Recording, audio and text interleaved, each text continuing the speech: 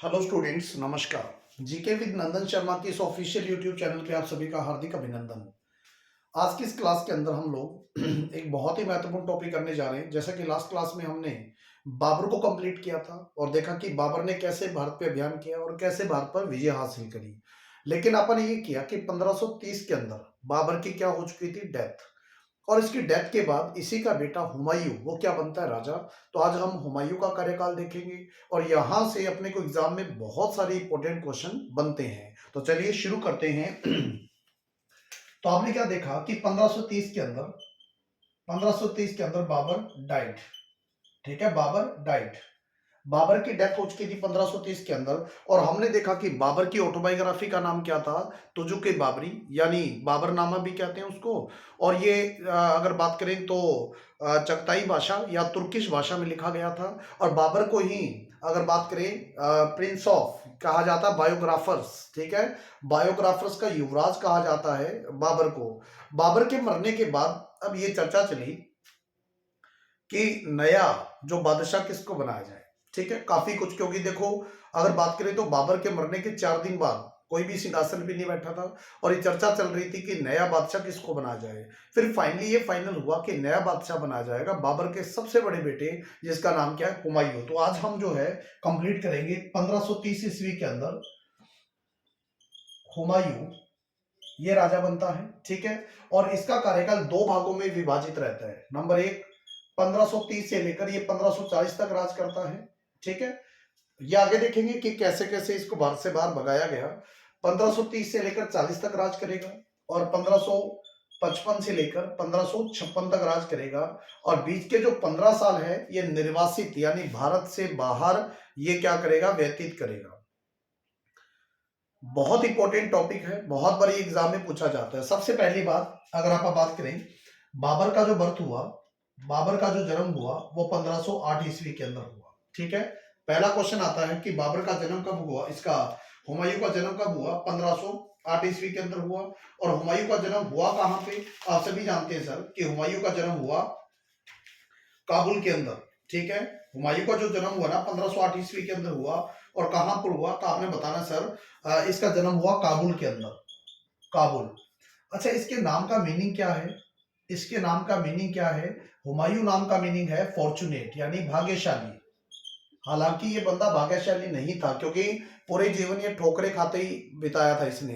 एक इतिहासकार हुआ लेनपुल, और लेनपुल ने तो इसके बारे में क्या कहा था कि एक ऐसा मुगल बादशाह जिसने लुढ़क लुढ़क कर जीवन व्यतीत किया और जीवन में आखिरी टाइम में ये सीढ़ियों से लुढ़क कर क्या हो गया, इसकी डेथ हो गई। ठीक है, तो याद रखना इसके नाम का मीनिंग क्या है बेटा, फॉर्चुनेट है। और इसका रियल नेम क्या था, इसका अगर बात करें प्यारे बच्चों, इसका रियल नेम पूछे ना आपको तो आपने इसका रियल नेम क्या बताना है, नसरुद्दीन मोहम्मद हुमायूं।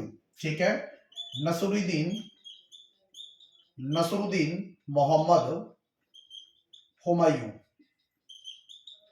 ये इसका क्या था, रियल नेम था। ठीक है, 1508 में जन्म हुआ और जन्म कहां पर हुआ, काबुल। और इसके नाम का मीनिंग क्या था, इसके नाम का मीनिंग था फॉर्चुनेट। सही मायने में क्या था, ये एक प्रकार से अफीम का आदी था। ठीक है, दूसरी बात, दिन में सपने देखने वाला था। नंबर 3 बात, अगर आप बात करें तो ये सही मायने में अयोग्य आदमी था। जितना योग्य होना चाहिए था उतना योग्य नहीं था, पढ़ा लिखा ज्यादा था। और दो ही ऐसे राजा जो ज्यादा पढ़े लिखे थे, एक तो कौन सा, मोहम्मद बिन तुगलक, और दूसरा कौन सा, हुमायूं। इसलिए दोनों को ही मतलब मार खानी पड़ी, दोनों को ही मतलब भटकना पड़ा। तो याद आता है कि हुमायूं जो है ये बाबर का बेटा था, और बाबर का बेटा था और बाबर के अकॉर्डिंग अगर ये राज करता तो ये बहुत महान बन जाता। ठीक है ना, बाबर ने भारतीय सैनिकों के बारे में बात कही थी कि भारतीय सैनिक जो है ना वो मरना जानते, लड़ना नहीं जानते। ठीक है, बहादुर बहुत है, मरना जानते हैं, मरने के लिए तैयार है, लेकिन उनको लड़ना नहीं आता। क्यों नहीं लड़ना आता, क्योंकि युद्ध के मैदान में जाएंगे कूद पड़ेंगे हा हा करके। ठीक है, और बाबर ने देखो टेक्नोलॉजी से सेना लगाई, टेक्निक से सेना लगाई और उस सेना का पूरा दमखम दिखाया। ठीक है, अपने वाले तो सेना को उतार देते थे मैदान में, सामने से लड़ो, और सामने से अपने बेचारे शहीद हो जाते थे। ठीक है, तो सबसे पहली बात, 1530 के अंदर हुमायूं बना राजा। ठीक है, और बाबर ने अपने बेटे हुमायूं की एक बात कही थी, ये 4 भाई थे हुमायूं। मरने के बाद मरने तक एक बात कही थी कि अपने भाइयों का हमेशा साथ रहना, अपने भाइयों पर हमेशा स्नेह रखना, कोई गलती करे तो उस गलती को माफ कर देना, ठीक है। हुमायूं जो था ये 4 भाई थे और इनके एक बहन थी, ठीक है। ये 4 भाई थे, एक बहन थी बेटा। भाइयों में पहला कौन सा? तो पहला था हुमायूं। सबसे बड़ा कौन सा था? हुमायूं। हुमायूं के बाद में दूसरा कौन सा? तो कामरान। दूसरा कामरान। कामरान के बाद में अस्करी, और अस्करी के बाद में सबसे छोटा था हिंदाल, ठीक है। ये 4 भाई थे। एक का नाम था हुमायूं सबसे बड़ा, ठीक है, जो राजा बनेगा, नालायकी को परचम लेवल तक लेके जाएगा। कामरान, अस्करी और हिंदाल, और एक बहन थी जिसका नाम था गुलबदन बेगम। गुलबदन बेगम इसकी बहन का नाम था, ठीक है। किसकी बहन? हुमायूं की। 4 भाई थे, हुमायूं, कामरान, अस्करी, हिंदाल। अब चूंकि बाबर ने कहा था कि अपने भाइयों पर सही मतलब हाथ रखना, आशीर्वाद रखना, कोई गलती करे तो माफ कर देना। सबसे पहले इसने क्या किया?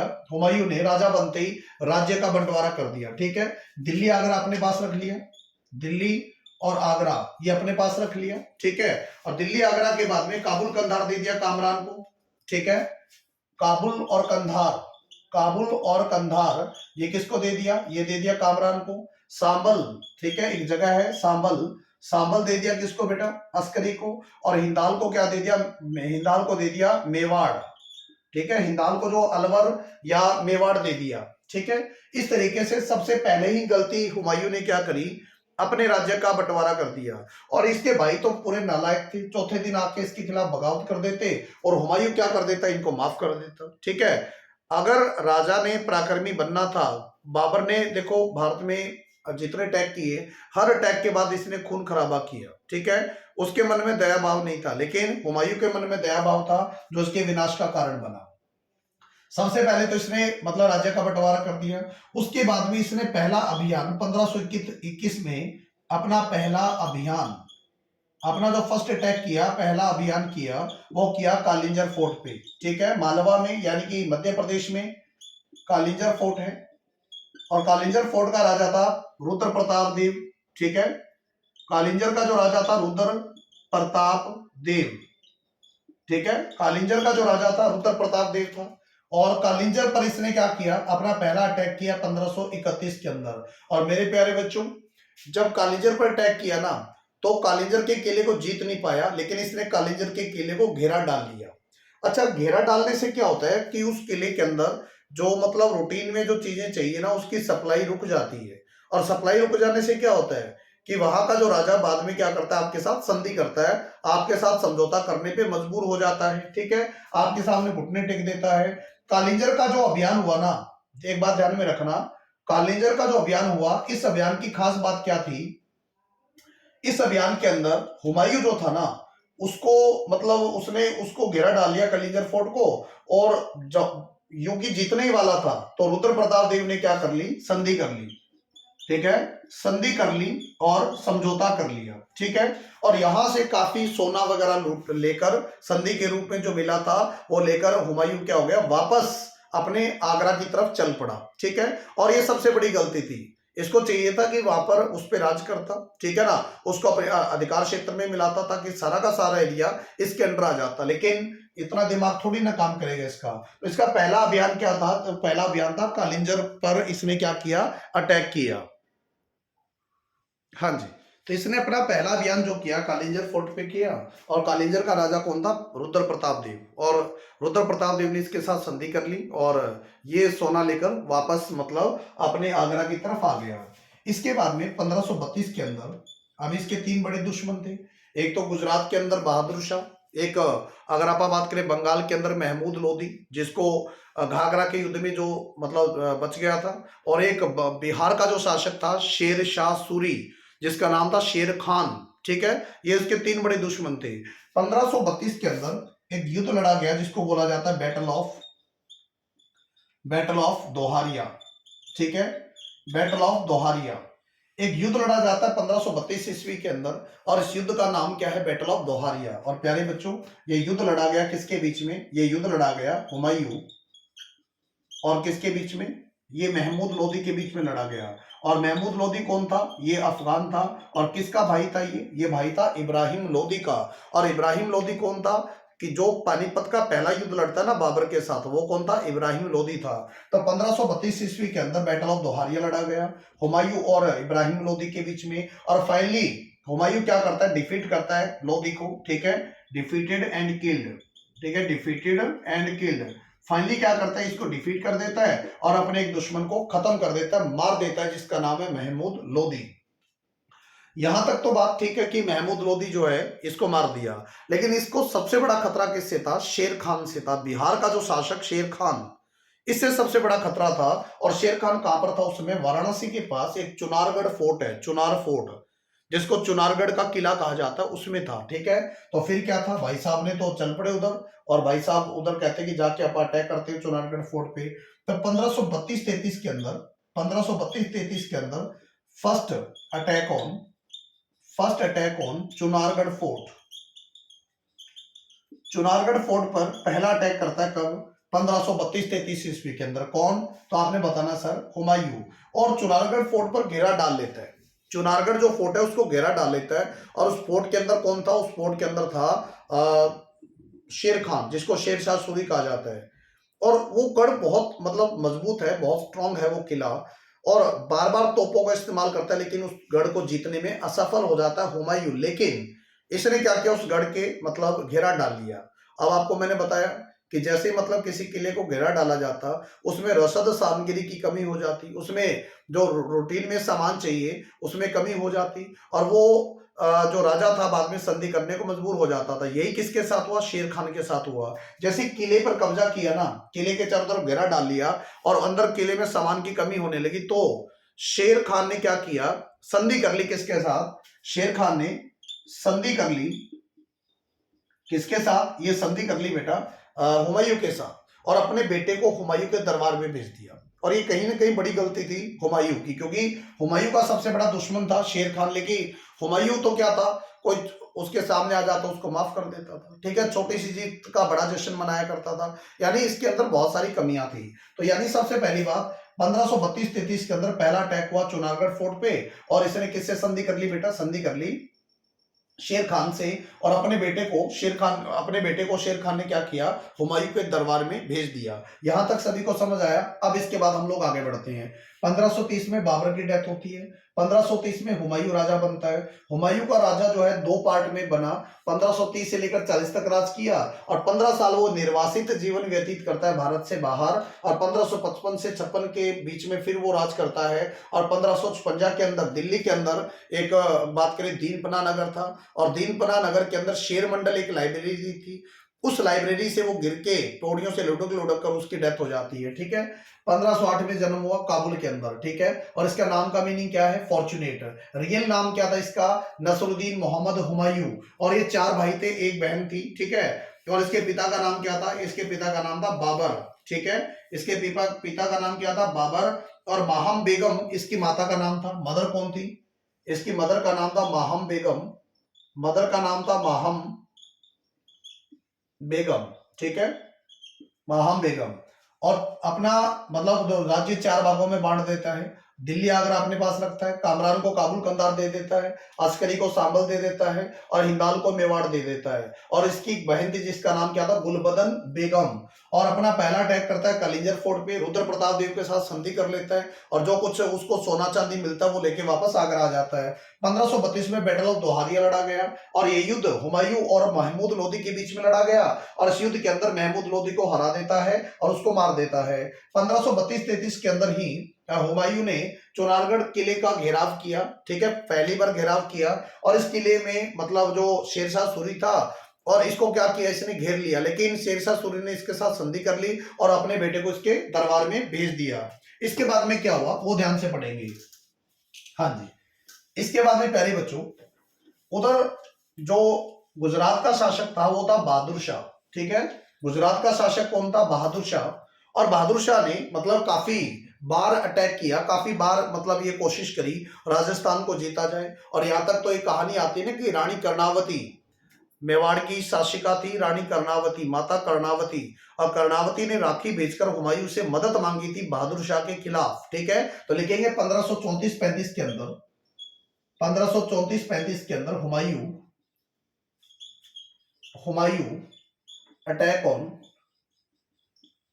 अटैक करता है गुजरात। ठीक है, हुमायूं किस पे अटैक करता है प्यारे बच्चों? गुजरात पे अटैक करता है।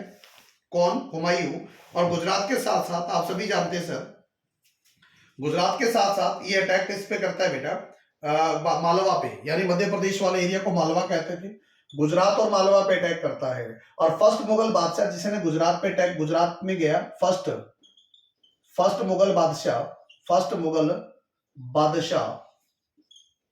जिसने गुजरात जीता, जिसने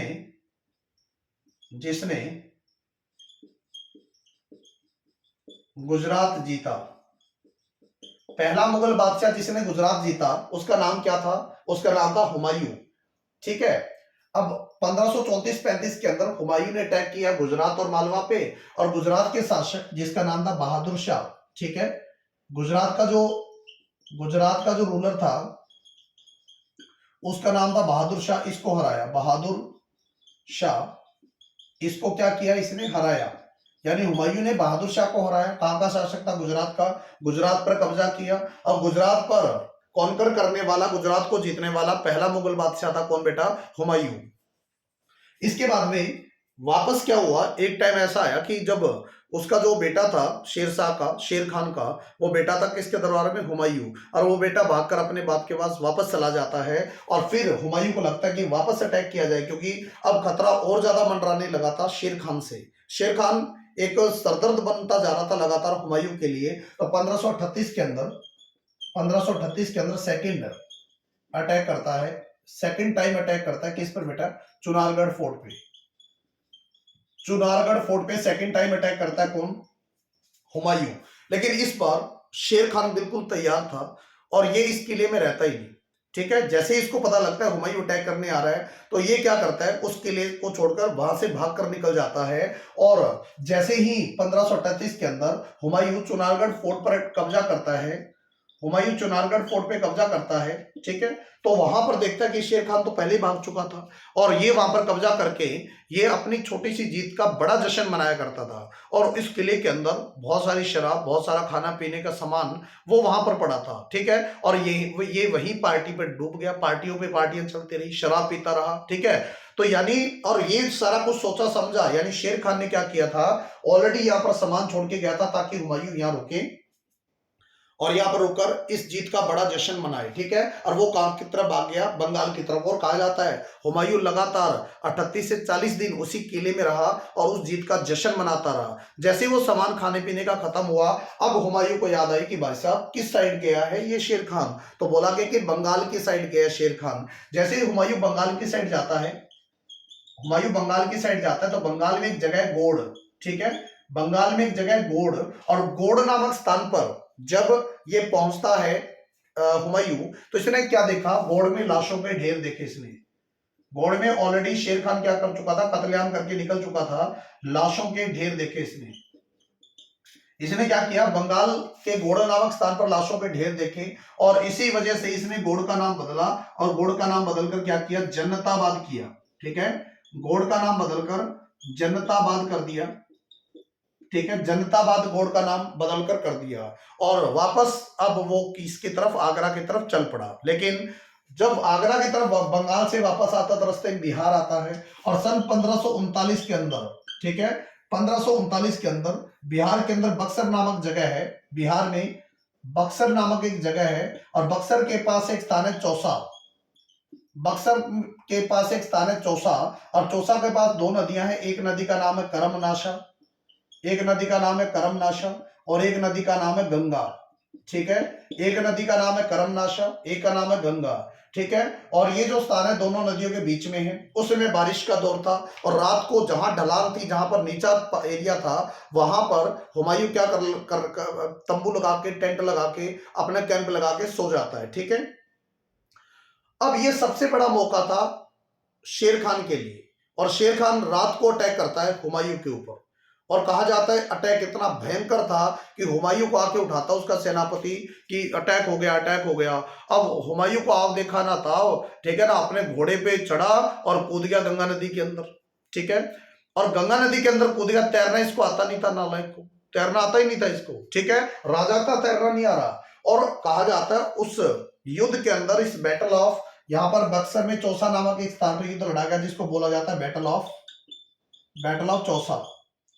रात के टाइम अटैक होता है। किसके द्वारा ये अटैक किया जाता है? शेर खान के द्वारा। शेर खान के द्वारा अटैक किया जाता है। किस पर ये अटैक किया जाता है? हुमायूं के ऊपर। ये अटैक किया जाता है हुमायूं के ऊपर। अब हुमायूं जो था सो रहा था, जिसको उसको उठाया जाता है, आव देखता ना ताव, और घोड़े पे चढ़ता, गंगा नदी में घोड़ा छलांग लगाते थे। लेकिन घोड़ा कितनी देर गंगा नदी में टिकेगा? पानी का बहाव बहुत तेज था, ठीक है। और घोड़ा जो है वो मतलब इधर उधर तैर गया, और इसको बेचारे को मतलब तैरना भी नहीं आता, तो उड़ उड़ उड़ करने लगा। तभी वहां पर एक निजाम नाम का भिश्ती था, एक मतलब नाविक था, कश्ती चलाने वाला एक नाविक था, एक भिश्ती था। नाविक को भिश्ती कहा जाता है, ठीक है। एक भिश्ती था जिसका नाम था निजाम। अब निजाम नाम के नाविक ने क्या किया? हुमायूं की जान बचाई, हुमायूं की जान बचाई, और इसको किनारे पर लाया। पानी पूनी भर गया था पेट के अंदर, ठीक है। किनारे पे लाके इसको मुंदा डाला गया, पानी निकाला गया इसका, कोई 4-5 सांस आए। अरे निजाम कहता है कौन है भाई तुम, ठीक है ना। मैं मुगलिया सल्तनत का बादशाह हुमायूं हूँ। वो ऐसा एक वर्त है तू हुमायूं, तेरे को तैरना नहीं आता, काय का हुमायूं है तू, ठीक है। लेकिन बाद में जैसे उसको पता चला कि वाकई हुमायूं है, इस निजाम ने क्या किया? हुमायूं की जान बचाई, और इसको नेक्स्ट डे आगरा लेके गया। और आगरा में जैसे ही मतलब आगरा में पहुंचा, तो हुमायूं ने इसका कर्ज उतारने के लिए भी, तूने आज मेरी जान बचाई है, मेरे ऊपर बड़ा कर्ज मतलब चढ़ा दिया, मैं तेरे को एक दिन का बादशाह बनाऊंगा, ठीक है। तो फिर क्या किया? वन डे बादशाह, एक दिन का बादशाह बनाया जाता है। किसको? निजाम को। एक दिन का बादशाह बनाया जाता है निजाम को, ठीक है। किसके द्वारा? हुमायूं के द्वारा। क्वेश्चन आएगा किस मुगल बादशाह के द्वारा निजाम नामक पर्सन को, निजाम नामक भिश्ती को, निजाम नामक नाविक को एक दिन का बादशाह बनाया जाता है? आपने बताना है हुमायूं के द्वारा। और इसी निजाम ने कुछ लेदर कॉइन्स चलाई, इसी निजाम ने लेदर कॉइन्स को इशू किया, ठीक है। लेदर कॉइन्स को इशू किया इसी निजाम नामक बादशाह ने। लेकिन इसके जस्ट बाद जैसे मतलब ये चौसा का युद्ध जीता, आपको पता है कौन जीता? डेफिनेटली सी बात है, शेर खान जीता। शेर खान ने युद्ध जीतने के बाद में टुक द टाइटल, शेर खान ने टुक द टाइटल यानी टाइटल ग्रैंड किया। कौन सा? शेर शाह। कि ये अपने आप को हुमायूं बादशाह कहता है, तो आज के बाद मैं कौन हूं? शेर शाह। हुमायूं ने अपने आप को, इसने शेर खान ने अपने आप को एक उपाधि दी, और उपाधि क्या थी बेटा? शेर शाह की उपाधि थी। और अब शेर खान चाहता था कि हुमायूं को भारत से निकाला जाए, और फिर एक युद्ध और लड़ा जाता है 1540 के अंदर। एक युद्ध और लड़ा जाता है 1540 में, और ये युद्ध लड़ा जाता है कहां पर बेटा? कन्नौज नामक स्थान पर, जिसको बोला जाता है बैटल ऑफ बिलग्राम, या इसको बोला जाता है बैटल ऑफ कन्नौज। इसको बैटल ऑफ बिलग्राम या बैटल ऑफ कन्नौज बोला जाता है। और ये गंगा नदी के किनारे लड़ा गया युद्ध था, ठीक है। लड़ा तो क्या गया था? सही मायने में ये हुमायूं को भारत से बाहर निकालने के लिए युद्ध था। सही मायने के अंदर ये युद्ध हुमायूं को भारत से बाहर निकालने के लिए था। तो battle of Bilgram, battle of Kannauj, किस किस के बीच में ये युद्ध लड़ा गया? शेर शाह के बीच में, शेर शाह और किसके बीच में युद्ध लड़ा गया? हुमायूं के बीच में। और इस युद्ध का नतीजा क्या निकला? इस युद्ध का नतीजा निकला शेर शाह डिफीटेड हुमायूं। शेर शाह हुमायूं को हरा देता है। अब हुमायूं के पास कुछ भी नहीं बचा था, और हुमायूं को भारत से निकल के मतलब भागना था, जान बचा के भागना था। और कहा जाता है कि जैसे ही हुमायूं रोहतक से होकर निकल रहा होता है ना, तो इसके पास कुछ भी नहीं था, लोग पीने को पानी नहीं दे रहे थे। ऐसे हालत है मुगल बादशाह की, इसके पास कुछ भी नहीं है। और जैसे तैसे करके ये भारत से बाहर निकलता है, ठीक है। अब आगे बढ़ते हैं। अब 1500, मैंने आपको बताया कि हुमायूं का टाइम पीरियड 1530 से लेकर 1540, ये लो 1540 के अंदर बैटल ऑफ बिलग्राम या कन्नौज के बाद में इसको भारत से बाहर निकलना पड़ता है। और ये 15 साल का जीवन क्या व्यतीत करेगा? निर्वासित, ठीक है। 15 साल का जीवन जो है ये निर्वासित व्यतीत करेगा, यानी कि इसको भारत छोड़ के भारत से बाहर भागना पड़ा, क्योंकि भारत में कौन आ गया? इसका सबसे बड़ा दुश्मन आ गया, जिसका नाम था शेर खान। और 15 साल कौन राज करेगा? 1540 से लेकर 55 तक कौन राज करेगा? सूरी डायनेस्टी राज करेगी, जो कि अपन नेक्स्ट लेक्चर में देखेंगे। लेकिन अब आप कंप्लीट करते हैं हुमायूं को। 1540 के अंदर जैसे हुमायूं बाहर जाता है तो हुमायूं का एक भाई था हिंदाल, ठीक है, और हिंदाल का एक गुरु था मीर अली अकबर जामी, ठीक है। हुमायूं का एक गुरु था मीर अली अकबर जामी, और इसकी एक बेटी थी हमीदा बानो बेगम। वो इसको पसंद आ गई और कहता है शादी करूंगा तो इससे करूंगा, ठीक है ना। तो 1541 के अंदर 1541 के अंदर हुमायूं मैरिड, हुमायूं शादी करता है किससे? 14 साल की एक लड़की, इसकी उम्र 1508 में जन्मा था और 1541 में देख लो कितनी उम्र होगी, लगभग 33-34 साल, ठीक है। और ये 14 साल की लड़की से शादी करता है जिसका नाम था हमीदा बानो बेगम, ठीक है। इसका नाम क्या था? हमीदा बानो बेगम। और किसकी बेटी थी हमीदा बानो बेगम? आप सभी जानते हैं हमीदा जो बानो बेगम थी शिया मौलवी अली अकबर जामी, ठीक है, मौलवी अली अकबर जामी, अली अकबर जामी की बेटी थी, ठीक है। खूब लंबी लंबी बातें फेंकी गई होगी इनके आगे कि ये मुगलिया सल्तनत का वारिस है, ठीक है ना, फला फला फला पर्सन है, बहुत ताकतवर है, चलो आज तो अपने राज नहीं है इसके पास, कभी न कभी अधिकार वापस कर लेगा, बेटी मौज करेगी, ठीक है ना। तो अली अकबर जामी की बेटी थी जिसका नाम था हमीदा बानो बेगम। और इसी हमीदा बानो बेगम से शादी कौन करता है? हुमायूं। कब करता है? 1541 के अंदर। अब इसके बाद भी जाए तो जाए कहां, ठीक है ना। अब रेगिस्तान में भटकता फिर रहा है, इसके पास 2-4 घोड़े हैं, 10-15 सैनिक है, ठीक है ना। कभी मतलब ये मतलब घोड़े पे चढ़ता है, कभी पैदल जा रहा है ऊपर, मतलब घोड़े पे हमीदा बानो बेगम बैठी है, घोड़े बेचारे प्यासे, अचानक से कुआं दिखता है और घोड़े उस कुएं पे मतलब पानी पीने के लिए दौड़ते हैं, अचानक से मतलब बहुत ज्यादा पानी पी जाते हैं आधे घोड़े, तो वही निपट जाते हैं। तो ऐसे में मतलब मुगल बादशाह जिसके पास ना तो रहने के लिए घर, ना खाने के लिए खाना, ना पीने के लिए पानी, ऐसी स्थिति हो चुकी है भारत के बादशाह की, ठीक है। अब इसको 1541 के अंदर जैसे इसकी शादी करता है हमीदा बानो बेगम से। अब इसको था कि मैं किसी के पास जाऊं या किसी के घर में रहूं, तो इसको शरण देता है कौन बेटा? 1541 में इसको शरण देता है कौन? तो सभी याद रखेंगे, अमरकोट का राजा, एक जगह है आज के टाइम में पाकिस्तान में है, अमरकोट नामक एक जगह है, इसको उमरकोट भी कहा जाता है, उमरकोट। और यहाँ का राजा था वीरसाल, यहाँ का एक राजा था वीरसाल, ये इसको अपने महल में शरण देता है बेटा, ठीक है। और इसी महल के अंदर, मेरी बात ध्यान से सुनना, इसी महल के अंदर 15 अक्टूबर 1542 को जन्म होता है किसका? अकबर का, ठीक है। इसी उमरकोट के अंदर राजा वीरसाल के महल में 1542 के अंदर किसका जन्म होता है? अकबर का जन्म होता है। और अकबर के बचपन का नाम क्या था? बदरुद्दीन। अकबर के बचपन का नाम क्या था? बदरुद्दीन, ये अकबर के बचपन का नाम था, ठीक है। और इसको जलालुद्दीन मोहम्मद अकबरी भी कहा जाता है, इसको जलालुद्दीन मोहम्मद अकबर भी कहा जाता है, ठीक है।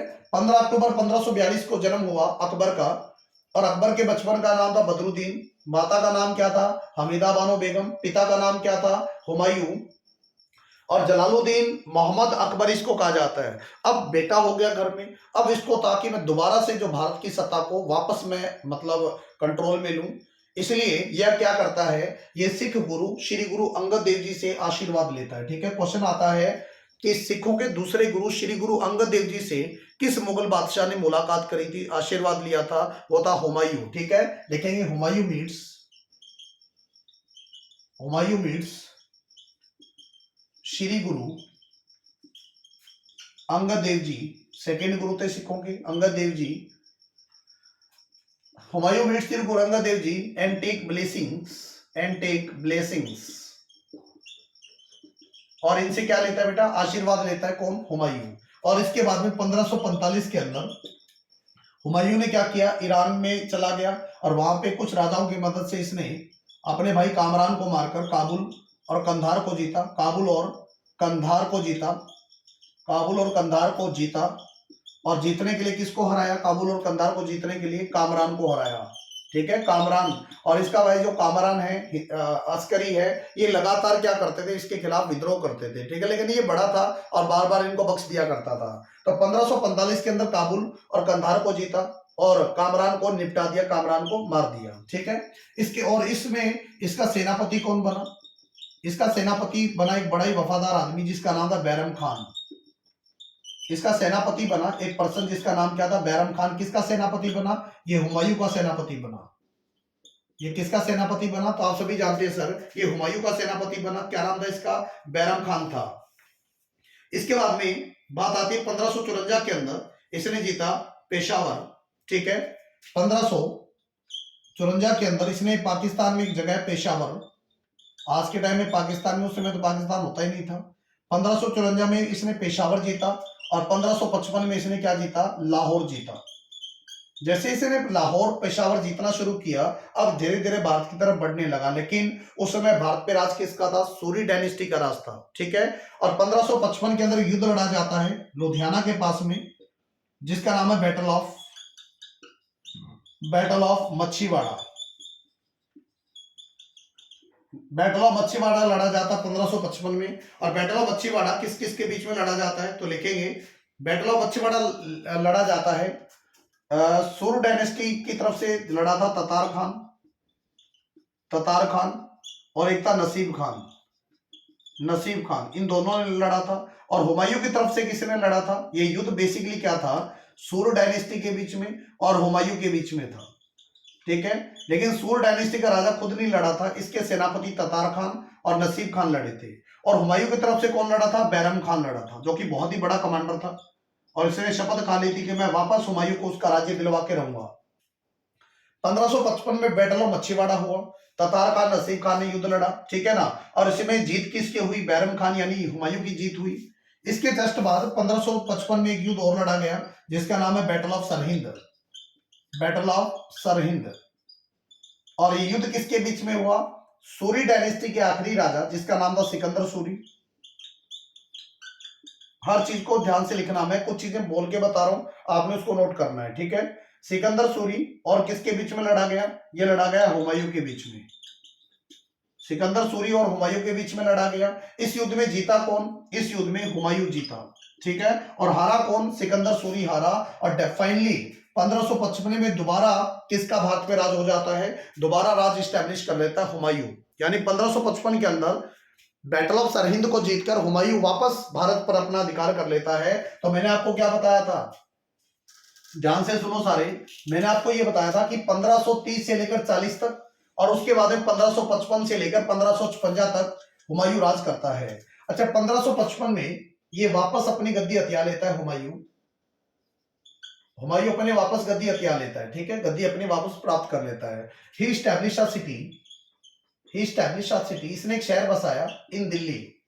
इसने दिल्ली में एक शहर बसाया जिसका नाम क्या था? जिसका नाम था दीनपना नगर।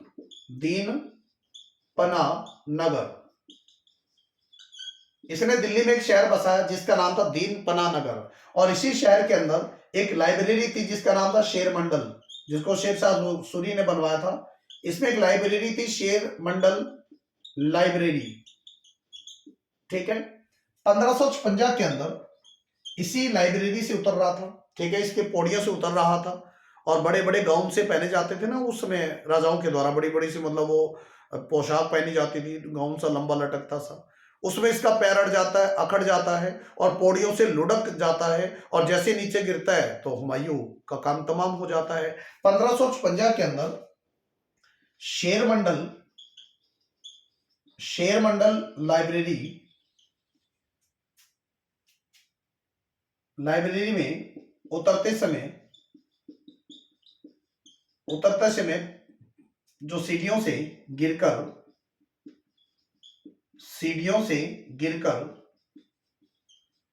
हुमायूं की मौत हो जाती है। ठीक है, 1556 के अंदर हुमायूं की जो मौत हो जाती है और ये सीढ़ियों से गिरकर इसकी मौत हो जाती है। नंबर 2 क्वेश्चन क्या पूछेगा?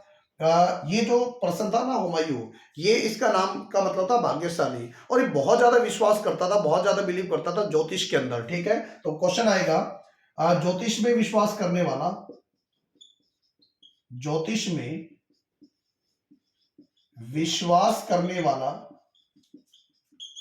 मुगल बादशाह,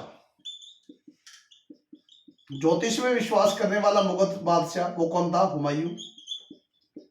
और ये 7 दिन अलग अलग रंगों के कपड़े पहनता था, हर दिन अलग रंग के कपड़े पहनता था, ठीक है ना। ये भी क्वेश्चन आता है कि वो कौन सा मुगल बादशाह जो 7 दिन अलग अलग कलर्स के कपड़े पहनता था, अलग अलग कलर्स के कपड़े पहनता था, तो वो था हुमायूं, ठीक है। 7 दिन अलग अलग रंग के कपड़े पहनता था, वो कौन था? हुमायूं। अफीम का आदि मुगल बादशाह, तो वो कौन था? हुमायूं, ठीक है। 7 दिन अलग अलग रंग के कपड़े पहनता था, ज्योतिष में विश्वास बहुत करता था, दीनपना नगर बसाया हुमायूं ने। उसके बाद में हुमायूं की ऑटोबायोग्राफी का नाम क्या है? इसका नाम है हुमायूं नामा। हुमायूं नामा, हुमायूं की ऑटोबायोग्राफी का नाम है हुमायूं नामा। किसने लिखा? इसकी बहन गुलबदन बेगम ने। इसकी बहन गुलबदन बेगम ने क्या लिखा? हुमायूं नामा लिखा, ठीक है। इसकी बहन का नाम क्या था? गुलबदन बेगम, और उसने क्या लिखा? हुमायूं नामा लिखा, ठीक है। उसके बाद में इसकी एक पत्नी थी हाजी बेगम। इसका जो टॉम है वो दिल्ली में बना हुआ है।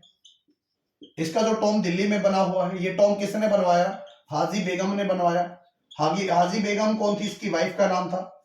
इसकी टॉम का नाम क्या है? इसका टॉम है हुमायूं टॉम। कहां पर है? दिल्ली के अंदर है। किसने बनवाया? हाजी बेगम ने। और इसके डिजाइनर का नाम क्या था? Mirach Mirza Geass. इसका डिजाइनर कौन था?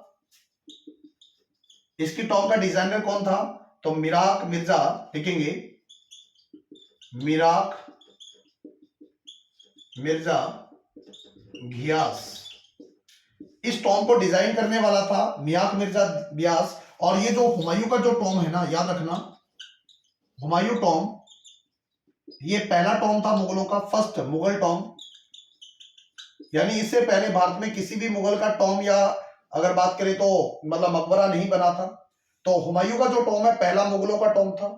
उसके बाद में दूसरी बात यहां पर मैं लिख रहा हूं ऊपर, हाँ जी, सबसे पहली बात तो हुमायूं का जो मकबरा है दिल्ली में बना हुआ है। और किसने बनवाया? हाजी बेगम ने। डिजाइनर का नाम क्या था? तो मिराक मिर्जा गियास इसका नाम था। हाजी बेगम ने बनवाया। और इसकी ऑटोबायोग्राफी का नाम हुमायूं नामा। किसने लिखा? गुलबदन बेगम कौन थी? इसकी बहन का नाम था। अच्छा, हुमायूं का जो टॉम है ना, इसमें सबसे ज्यादा मुगलों को दफनाया गया है। सबसे ज्यादा मुगलों को दफनाया गया है, ठीक है। फर्स्ट मुगल टॉम था, इससे पहले किसी मुगल का टॉम भारत में नहीं बना। दूसरी बात, ये यूनेस्को वर्ल्ड हेरिटेज साइट है। यूनेस्को वर्ल्ड हेरिटेज साइट है। उसके बाद में फर्स्ट टाइम भारत में किसी भी मकबरे के अंदर फर्स्ट टाइम व्हाइट मार्बल का प्रयोग हुआ। व्हाइट मार्बल का प्रयोग हुआ, वो कहां पर हुआ? हुमायूं के मकबरे में हुआ। सबसे पहली बार जो व्हाइट मार्बल का प्रयोग हुआ ना, वो हुमायूं के मकबरे में हुआ, ठीक है। यानी इसका जो डोम है, इसका जो गुंबद है, वो व्हाइट मार्बल से बना हुआ है, ठीक है। तो इस तरीके से हुमायूं के बारे में ये क्वेश्चन आ सकते हैं कि 1530 से लेकर 40 तक, और उसके बाद 1555 से लेकर 1556 तक ये मतलब बादशाह रहा। इसके बाद इसका बेटा बनेगा बादशाह कौन? तो वो बनेगा अकबर। लेकिन कल की क्लास में हम कंप्लीट करेंगे 1540 से लेकर 1555 का जो टाइम पीरियड है, उसमें सूर डायनेस्टी राज करेगी। सूर डायनेस्टी, उसको हम नेक्स्ट क्लास में कंप्लीट करेंगे। उम्मीद करता हूं कि हुमायूं के बारे में जितना भी किया आपको समझ आया होगा। बढ़िया से पढ़ना, बढ़िया से notes banana. Thank you so much. आप सभी का दिन शुभ रहे।